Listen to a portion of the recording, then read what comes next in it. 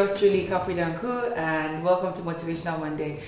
Today I have here a beautiful friend. She's Shirley Fatima Tabilla, to share with us something very inspiring. She's my friend. I mean, I've known her for some time. I know her to be very happy, very bubbly. But recently she posted something on Instagram that caught my attention. And it's one of the things that I stand for.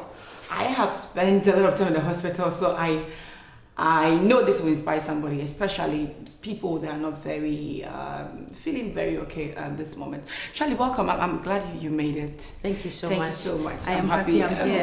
Yes, I'm glad I'm here. You know, I have been in and out of hospitals. I have spent 10 days at the hospital before. I have spent few. I know how it feels like being sick.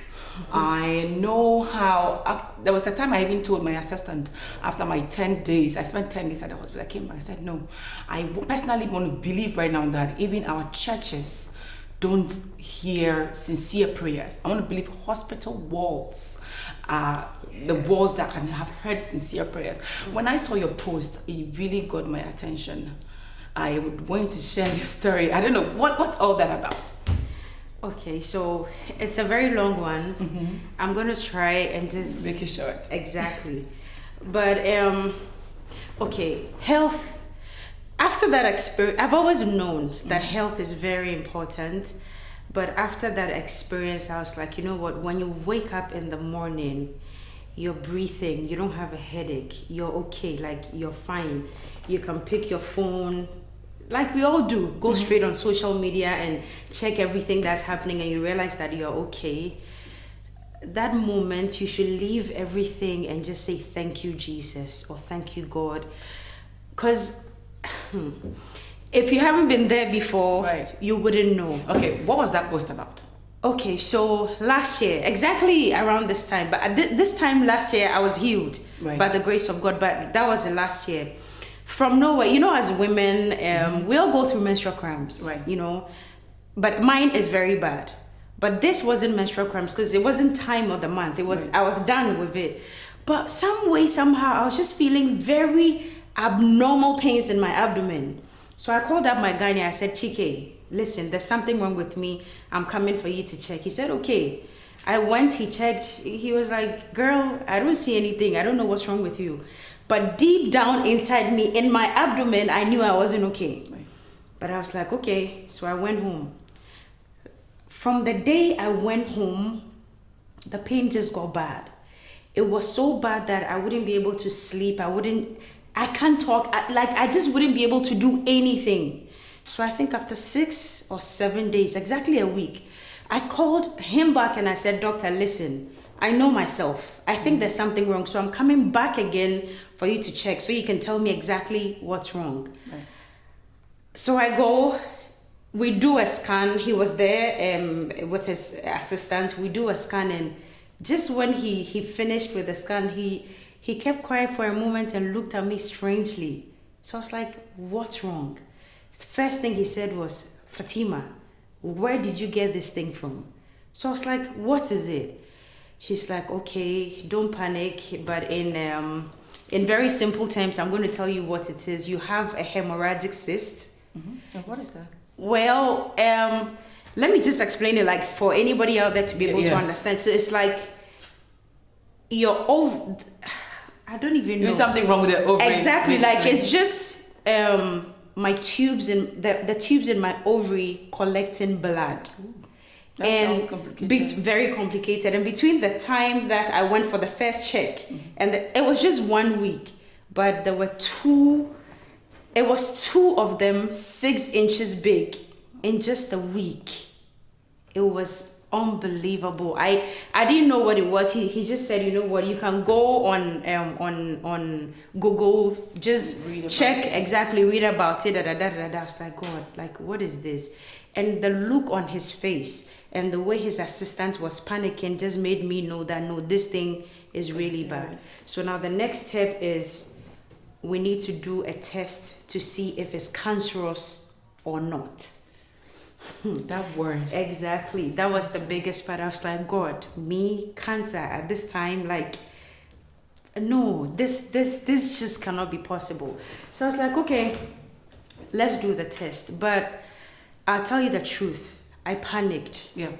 I was afraid. I think a lot of people will. I was afraid because I hadn't seen anything like that before. Nothing like that had happened to me before. And for a medical doctor to even ask you, where did you get this thing from?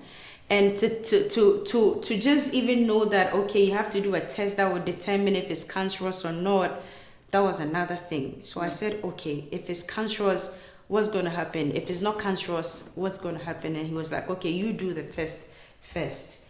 The test, I don't know how the process is, but the test takes a long time for the results to come. The results take a long time for it to come. So it took about 5 or 6 days. And that 5 or 6 days was like, I can imagine, 50, 60 years. It's like you're just sitting, praying and hoping that it's not bad news. Right.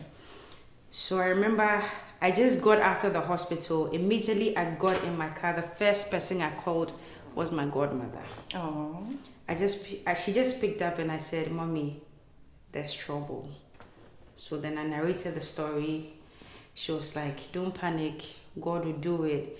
She was at that moment, it felt like she was just talking because I was like, how is God going to do this? Mm-hmm. Why didn't God prevent it? Exactly. How is God going to do this? And then, should I continue? Please. No, because I believe in sharing our stories. Okay. Recently, I shared a story and I know the power of them. Okay, so it motivates a lot of people. So I went home, and before I left, the doctor actually gave me a painkiller. Right. That was supposed to subside the pain anytime I felt the pain, and he said, make sure you take it only when you feel the pain. But I was in constant pain, like Kafui. So you kept taking it. I cannot describe the pain to you. So like I just kept taking the painkiller. I just kept taking it. And most of the time I took it on an empty stomach. I wasn't eating because I was in too much pain. And by the 3rd or 4th day, the painkillers that were supposed to bring the pain down actually added stomach ulcer. Yeah. Stomach ulcer is something else. Right. I don't even wish it on my worst enemy. So stomach ulcer coupled with ovarian cyst, then my immune system totally broke down. Wow. So I had malaria, I had a cold. When I sneeze, it's just blood that comes out. Mm-hmm. So like I'm in the hospital today, they bring me out, we go home, by evening I'm there again. It was just a horrible experience. Like right. I can't explain it enough, or I can't even talk about it enough. Did your doctor, tell you the cause? No, it has no cause. It can happen to any woman, any woman who menstruates. So you can even be 16 if you are menstruating. It could happen to you. You could be 60. You could be anything. So far as your how do I put it? So far as you're a woman, mm-hmm. and your ovaries and everything is like working, it could happen. It's just like fibroid, right? But this is like a more serious, crazy form, because fibroid I think is a bit simplified, but hemorrhagic cyst, because this is what happens. The doctor told me after the test if it's cancerous or not. Thankfully, if it's not cancerous, then we either have to cut you open and take it out. So you cut open? I'll come there. So we either have to cut you open and take it out before it ruptures, because once it ruptures, you will die. There's nothing the doctors can do. You're going to die. Or just wait for it to vanish, because sometimes it vanishes on its own, by itself with time.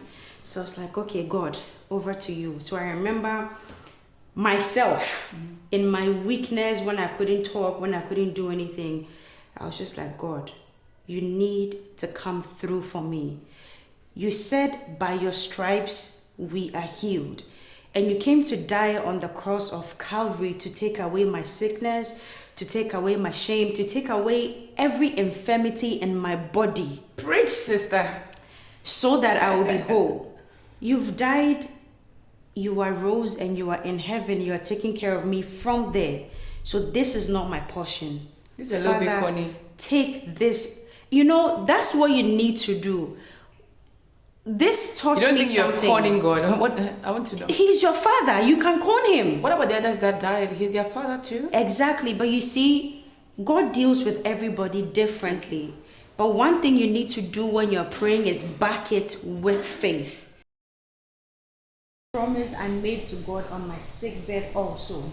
I told God that if you take me out of this, if you bring me out of this, I will make sure the whole world knows. Every platform. That is why I asked you to come, because so when you called me and you said, hey, I saw the post on Instagram and I want you to come, I was like, okay, Jesus, I am ready. I made a promise that I was going to tell the whole world what you have done for me. So every platform that will be available for me to use to let the whole world know what you can do, I will just take it and let the whole world know. So when you called me, I was like, okay, you're a prayer answering God. I gave you that promise. I gave the testimony in church. I put it on my Instagram, and here am I on your show, sharing the story. I am really happy you made it, because it was so touching. It was inspiring. I know there are a lot of people on hospital beds. Some have given up, others don't have hope, others are again. They need this. One thing I'll tell anybody who's sick at the moment, or anybody going through any type or sort of affliction, two things. Don't lose faith in God. Don't lose faith in God. When you're asking God to heal you, believe that He will. Not that you're just like, okay, you're just saying, okay, God, back it with some faith. And once you do that, number two, don't lose yourself. Okay, so number one is don't lose faith in God. Yes. Number two is don't lose yourself. Don't lose yourself. When you lose yourself, you have lost the fight. Whatever you're going through in life, you need to be strong, because that's you. That's all you have. No matter what anybody will tell you, oh, Kafui is going to be okay, or Fatima is going to be okay. They could say anything that they want to you, but that's them. How about you? Do you believe the prayer that you're praying? Do you believe the things that your friends and family are telling you? And once you hold on to your belief and you hold on to yourself, you're almost halfway through the battle. But if you feel like you're going to die, you will die. Right. I believe in that as well. Yeah, if you feel like you cannot make it, you cannot make it. But once you grab yourself and you have that faith in yourself and believe in yourself, and you know that you're going to get through this. So far as God lives, and so far as it's not your time, I believe you'll make it like a miracle. Tell us if the person watching that has a challenge, that's going through sickness, pain, whatever. What? God is real, and this God answers prayer. Anything that you're going through right now, sickness, disease, financial downtime, anything, financial downtime, emotional breakdown, call it anything you want to call it, but God hears prayer. And when you say that prayer, back it with faith. Don't lose faith and don't lose yourself. And once you are able to do that, victory will be yours. Okay, people, it's been Motivational Monday, and I hope this motivates us all. See you on Trend Wednesday. Bye!